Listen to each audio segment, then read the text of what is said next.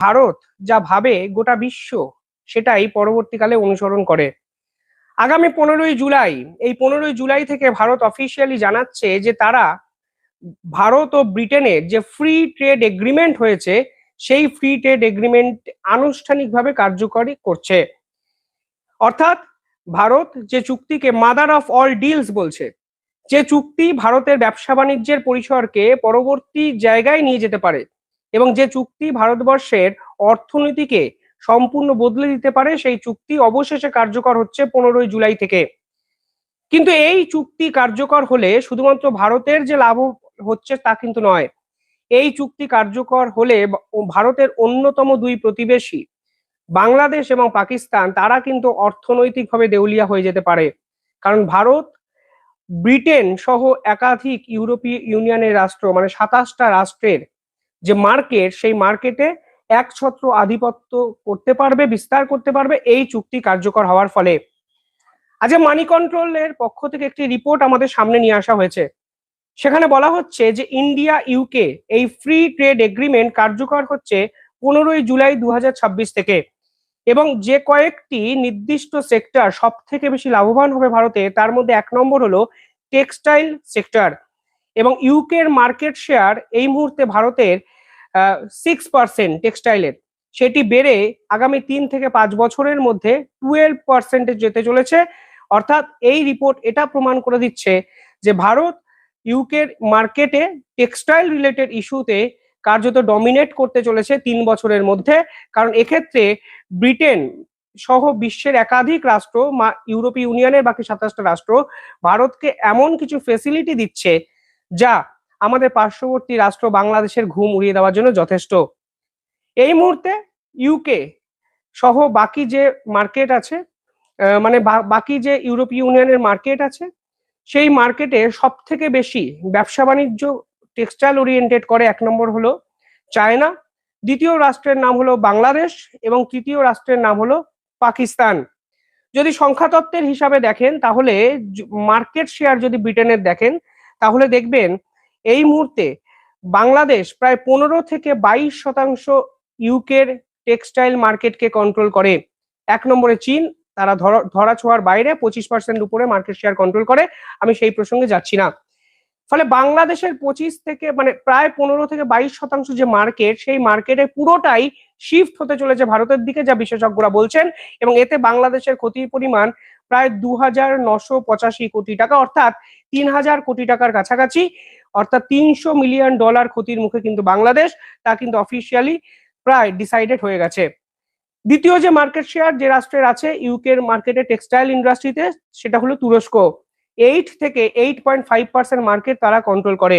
এবং তৃতীয় রাষ্ট্র হলো 6.8%, যেটা কন্ট্রোল করে পাকিস্তান। এবং পাকিস্তান এখানে জোড়া ধাক্কা খাচ্ছে। শুধুমাত্র টেক্সটাইল ইন্ডাস্ট্রিতে ভারতের এন্ট্রির ফলে তারা ধাক্কা খাবে তা নয়, তারা রাইস ওরিয়েন্টেড ইস্যুতেও অর্থাৎ চাল কেনা বেচার ক্ষেত্রেও তারা কিন্তু মারাত্মক ধাক্কা খেতে চলেছে।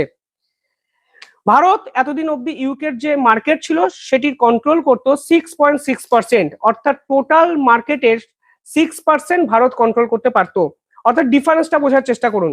বাংলাদেশ যেখানে 25 থেকে 22% মার্কেটকে কন্ট্রোল করতো টেক্সটাইল ইন্ডাস্ট্রির ব্রিটেনে, ঠিক সেখানে ভারত প্রায় 10% বেশি পিছিয়ে ছিল। ফলে এই 10% ডিফারেন্সটাই হলো 3000 কোটি টাকা। এবং এবার এই ব্রিটেন ও আমেরিকার সহ একাধিক রাষ্ট্রের সঙ্গে ট্রেড এগ্রিমেন্টের ফলে ভারত প্রত্যেকটি পশ্চিমা বিশ্বের রাষ্ট্রের টেক্সটাইল ইন্ডাস্ট্রির মার্কেট কিন্তু খোলাখুলি ব্যবহার করতে পারবে, যা ভারতের কাছে নিঃসন্দেহে বড় একটি বিষয়। UK India comprehensive economic and trade agreement তা অফিসিয়ালি দুই রাষ্ট্র কার্যকর করছে 15ই জুলাই 2026 থেকে। ইউকেতে যে বর্তমান মার্কেট শেয়ার আছে সেই মার্কেট শেয়ারে বিভিন্ন রাষ্ট্র বিভিন্ন সুযোগ সুবিধা পায়, কিন্তু ভারত কিন্তু কোনো সুযোগ সুবিধা পায় না। বাংলাদেশ যেহেতু পিছিয়ে পড়া একটি রাষ্ট্র, তাকে উন্নয়নশীল রাষ্ট্রের তালিকায় ইউকে গভর্নমেন্ট ফেলে দিয়েছে। ফলে এই উন্নয়নশীল রাষ্ট্র হওয়ার জন্য বাংলাদেশ কিন্তু ডিউটি ফ্রি অ্যাক্সেস টেক্সটাইল ইন্ডাস্ট্রিতে পায়। অর্থাৎ কোনো বাংলাদেশের কাপড় যদি ইউকের মার্কেটে, ব্রিটেনের মার্কেটে কেউ বিক্রি করতে যায় তাহলে সেই কাপড়ের উপর কোনো কর চাপানো হবে না। এবার ভারতের সঙ্গে ইউকের এই এগ্রিমেন্টের ফলে ভারতও কিন্তু ডিউটি ফ্রি অ্যাক্সেস পাবে এবং প্রায় ভারতকে কর শূন্য একটা মার্কেট খুলে দেওয়া হবে টেক্সটাইল ইন্ডাস্ট্রিতে। আর এখানেই বাংলাদেশ কিন্তু ভারতের সঙ্গে পেরে ওঠার জায়গা তাদের থাকবে না। কেন থাকবে না সে বিষয়ে আলোচনা করব। এই মুহূর্তে পাকিস্তান বিভিন্ন ক্ষেত্রে প্রেফারেন্সিয়াল অ্যাক্সেস পায় ব্রিটেনের মার্কেটে। তুরস্ক ব্রিটেনের সঙ্গে স্ট্রং ট্রেড অ্যাডভান্টেজ বিভিন্ন ক্ষেত্রে আছে। ভিয়েতনাম কম্পিটিটিভ অ্যাক্সেস তারা কিন্তু বিভিন্ন ক্ষেত্রে ইউকের মার্কেটে পায়। এবং ভারত তাদের কিন্তু 8 থেকে 12% ডিউটি অর্থাৎ কর দিতে হয় যদি ব্রিটেনের মার্কেটে কিছু বিক্রি করতে চায় ভারতীয় ব্যবসায়ীরা, ঠিক সেটার জন্য। এই মুহূর্তে চায়নার টোটাল মার্কেট শেয়ার ব্রিটেনে হলো 35%। কারণ হলো চায়নার শিল্প কার্যত আনম্যাচ। আপনারা তুলনা যতই করুন, চায়না নিজেদেরকে যে আপগ্রেডেশনে নিয়ে গেছে ভারতের এই মুহূর্তে যাওয়াটা একটু কঠিন। ভারত চেষ্টা করছে, হয়তো অচিরেই ধরে ফেলবে। দ্বিতীয় রাষ্ট্র হলো বাংলাদেশ, যারা ব্রিটেনের মার্কেটে 15 থেকে 22% মার্কেট শেয়ারকে হোল্ড করে, কারণ বাংলাদেশের লেবার কস্ট অত্যন্ত কম। একই সঙ্গে তারা ডিউটি ফ্রি অ্যাক্সেস পায়, অর্থাৎ ব্রিটেনের মার্কেটে কোনো জিনিসকে বিক্রি করার জন্য সেই কাপড় জামার উপর কোনো কর দিতে হয় না। ফলে বাংলাদেশ যে দামে কোনো নির্দিষ্ট পোশাক বিক্রি করে বিশ্বের কোনো রাষ্ট্র সেটা কিন্তু আর পারে না। তুরস্ক 8 থেকে 8.5 অর্থাৎ 8.5% মার্কেট কন্ট্রোল করে ইউকের। পাকিস্তান 6.8% মার্কেট কন্ট্রোল করে ইউকের। ভারত কিন্তু এদের থেকে অনেকটা পিছিয়ে, যেখানে ভারত মোটে 6.6% মার্কেট কন্ট্রোল করতো এতদিন। তবে এই চুক্তির ফলে ভারত ডিউটি ফ্রি অ্যাক্সেস পাবে এবং ভারতের সামগ্রী ব্রিটেনের মার্কেটে কর শূন্য অবস্থায় বিক্রি করার জায়গা যখন শুরু হবে তখন সবার আগে বাংলাদেশ এবং পাকিস্তান কিন্তু মুখ থুবড়ে পড়বে। এবং এই মুহূর্তে ভারতের টোটাল মার্কেট শেয়ার যেখানে 6.6%, তার 2 থেকে 3 বছরের মধ্যে গিয়ে হবে 12%। অর্থাৎ শেষ 3 বছরে মানে আপকামিং 3 ইয়ার্সে ভারতের গ্রোথ হবে 6.5%-এর বেশি। অর্থাৎ সব মিলিয়ে এই চুক্তি ভারতের অর্থনীতিকে যেমন আমূল বদলে দেবে, একই সঙ্গে বাংলাদেশ এবং পাকিস্তানের অর্থনীতিকে জোরালো ধাক্কা দেবে। এবং 15ই জুলাই থেকে এই চুক্তি কার্যকর করছে ভারত ও ব্রিটেন, তা অফিসিয়ালি ঘোষণা করে দেওয়া হয়েছে।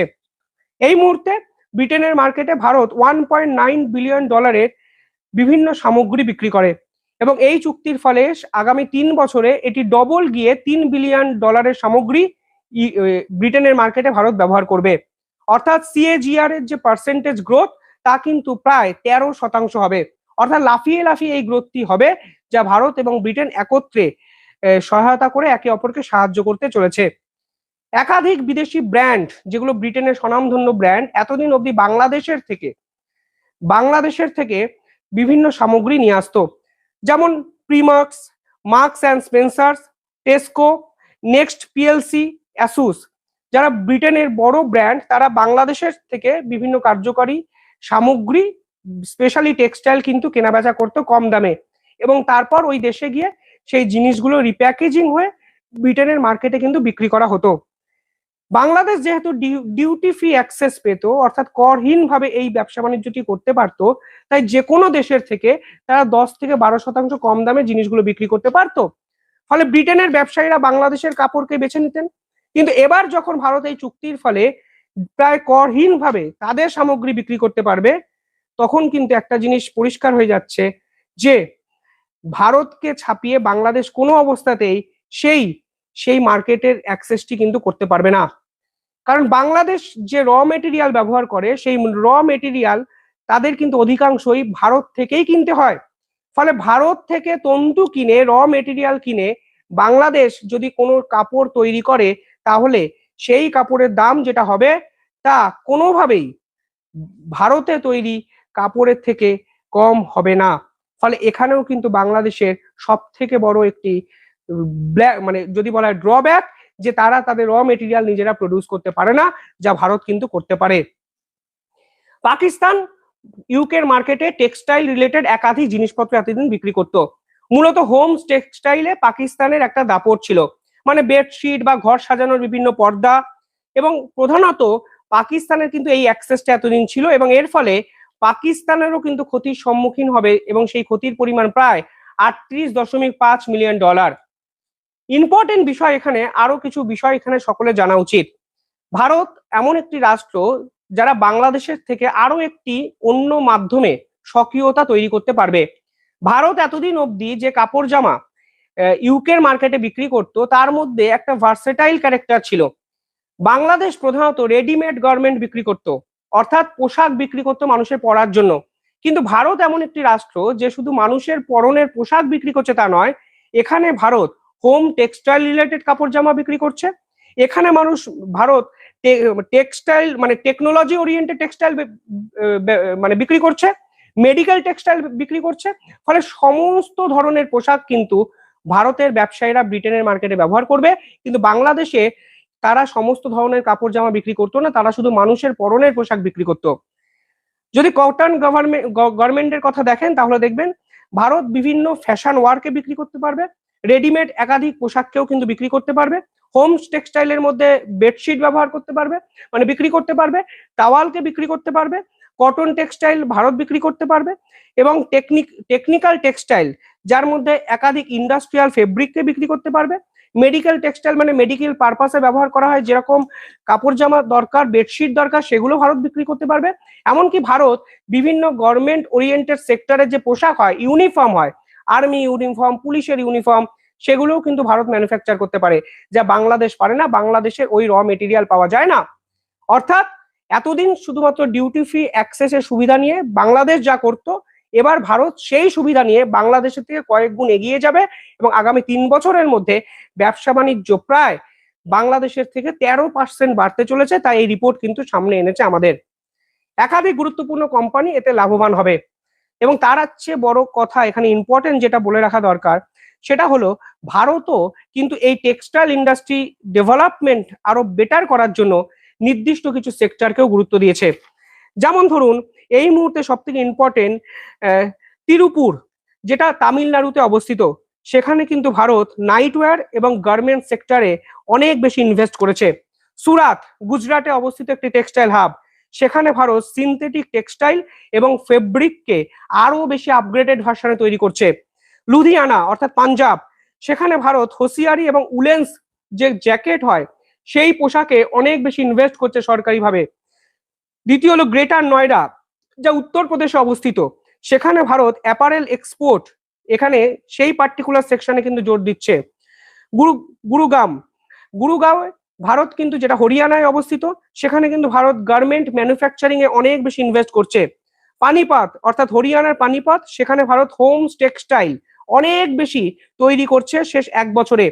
কোয়েম্বাটুর তামিলনাড়ুতে অবস্থিত একটি জায়গা, যেখানে ভারত হোম ফার্নিশিং ব্যবহার করছে মানে অনেক বেশি তৈরি করছে, এবং কটন এবং ইয়ার্ন তন্তু জাতীয় পোশাক কিন্তু অনেক বেশি তৈরি করছে। আহমেদাবাদ গুজরাট, কটন এবং ডেনিম ওরিয়েন্টেড একাধিক পোশাক কিন্তু তৈরি করা হচ্ছে এই গুজরাটে, এবং পরবর্তীকালে ভিলওয়ারা যা রাজস্থানে অবস্থিত, সেখানে কিন্তু ফেব্রিক এবং সুতির একাধিক জিনিসপত্র কিন্তু তৈরি করছে। অর্থাৎ এই দিন যে ভারতের আসবে তা ভারতের সরকার জানতো। এই ভিশনারি স্টেপটা ইম্পর্টেন্ট ছিল, যেখানে মোহাম্মদ ইউনূস সরকার বাংলাদেশে ক্ষমতায় এসে বস্ত্র শিল্পকে সম্পূর্ণ শেষ করে দিয়েছে। একের পর এক বস্ত্র শিল্পের সঙ্গে জড়িত কারখানা বন্ধ হয়ে গেছে বাংলাদেশে। 1000-এর বেশি কারখানা বন্ধ হয়েছে শেষ 2 বছরে। বস্ত্র শিল্পীরা আত্মহত্যা করেছেন, কোথাও কোথাও রাস্তায় বিক্ষোভ করেছেন। আমার এখনো মনে আছে 6 মাস আগেও বাংলাদেশে বস্ত্র শিল্পীদের উপর সেনাবাহিনী নির্মমভাবে অত্যাচার করেছিল, গুলি চালিয়েছিল। আজকের দিনে দাঁড়িয়ে দেখুন ভারত সেই 1 বছর আগে এই পরিস্থিতি আসবে যে নেই, এই এতগুলো সেক্টরে যে নামগুলো আমি বললাম, গুজরাট মানে আহমেদাবাদ, নয়ডা, তামিলনাড়ু, বিভিন্ন জায়গায় ইনভেস্টমেন্ট বাড়িয়েছে, এবং ইউকের মার্কেট বা ইউরোপীয় ইউনিয়নের মার্কেট পরবর্তীকালে সেই মার্কেটগুলোতে কটন ইন্ডাস্ট্রিতে, টেক্সটাইল ইন্ডাস্ট্রিতে ডমিনেট করার জন্য এই পদক্ষেপটি কিন্তু নিয়ে রেখেছিল প্রায় 1 বছর আগে। আজকে তার সুফল পাওয়া যাচ্ছে। 15ই জুলাই থেকে এই চুক্তি কার্যকর হওয়ার ফলে আজকে বাংলাদেশের ক্ষতির পরিমাণ গিয়ে দাঁড়াচ্ছে প্রায় 3000 কোটি টাকা, 3000 কোটি, এবং পাকিস্তানের প্রায় $39 মিলিয়ন।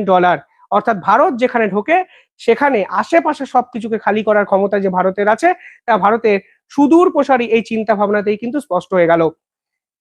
বাংলাদেশের জিডিপির অত্যন্ত গুরুত্বপূর্ণ একটা পার্সেন্টেজ, 5%-এর বেশি শেখ হাসিনার সময় সেটা কিন্তু কন্ট্রোল করতো এই টেক্সটাইল ইন্ডাস্ট্রি। কিন্তু আজকের দিনে দাঁড়িয়ে বাংলাদেশের টেক্সটাইল ইন্ডাস্ট্রি মুখ থুবড়ে পড়লো। ফলে এর ফলে বাংলাদেশের জিডিপি, অর্থনীতি এবং মুদ্রাস্ফীতি চরম জায়গায় যাবে, চরম ধাক্কা খাবে। ফলে এর থেকে রিভাইভ করার জায়গা এই মুহূর্তে বাংলাদেশের কাছে নেই। দেশটিতে জ্বালানি সংকট, বিদ্যুৎ সংকট, অর্থনৈতিক সংকট, আর এবার টেক্সটাইল ইন্ডাস্ট্রির বড় ধাক্কা, যা 15ই জুলাই থেকে আসতে চলেছে। হয়তো অনেকে আপাতত বিশ্বাস করতে পারছে না, কিন্তু 15ই জুলাইয়ের পর যখন সিনারিওটা আস্তে আস্তে বদলাতে শুরু করবে, তখন দেখবেন বাস্তবের চিত্রের সঙ্গে তথ্য হুবহু মিলে যাচ্ছে, এই রিপোর্ট হুবহু মিলে যাচ্ছে। এই রিপোর্টটি আপনারাও মানি কন্ট্রোলে গিয়ে পড়তে পারেন, দেখবেন পুঙ্খানুপুঙ্খভাবে যা আমি বললাম তার ডিটেইলিং আলোচনা তারাও করেছে। ফলে বাংলাদেশের জন্য কিন্তু সর্বনাশ, এবং ভারতের ক্ষেত্রে পৌষ মাস 15ই জুলাই থেকে। আপনারা কিভাবে দেখছেন পুরো বিষয়টি কমেন্টে জানাবেন।